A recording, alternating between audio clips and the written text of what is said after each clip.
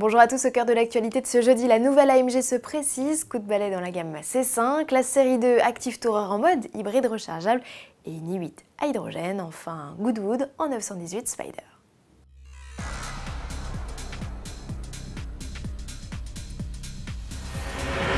Que nous mijote Mercedes-AMG? Depuis quelques jours, la division sportive du constructeur à l'étoile, à grand renfort de vidéos, annonce l'arrivée imminente de quelque chose de rapide. Oui, mais quoi?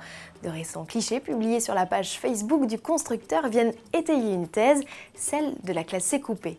Une carrosserie inédite dans la gamme depuis son renouvellement en 2014 et que l'on attend de pied ferme au salon de Francfort. Ce qui nous a mis la puce à l'oreille, ces poignées de porte plus basses ou encore ces rétros postés sur le haut de la portière et non plus dans le montant de pare-brise. À suivre donc.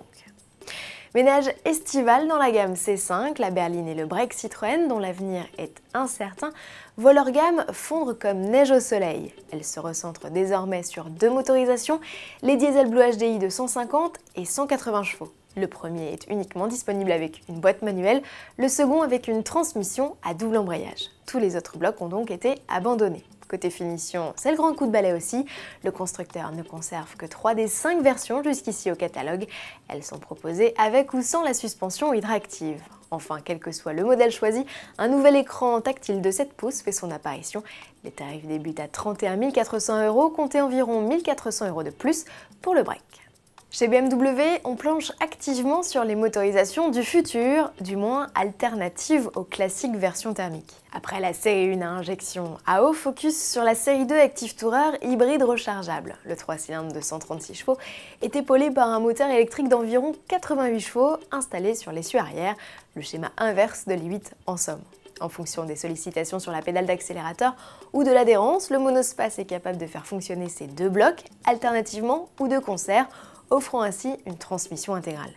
Le monospace peut aussi redevenir une simple propulsion en utilisant que son bloc électrique. Son autonomie plafonne alors à 36 km, un modèle que BMW lancera à l'assaut des routes dès 2016, venant ainsi en renfort des X5, xDrive 40i et série 3 hybride rechargeable déjà commercialisés.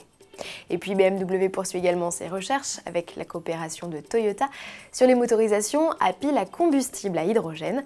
De nouveaux modèles dans la gamme en sont désormais dotés, la série 5 GT et l'i8 dont la carrosserie au passage ne s'est pas embellie.